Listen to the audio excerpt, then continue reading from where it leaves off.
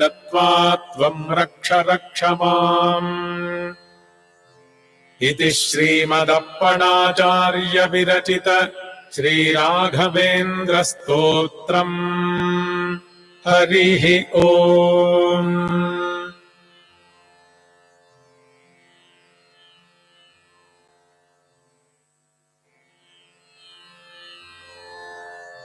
अथ श्रीराघवेन्द्रस्तोत्रम्।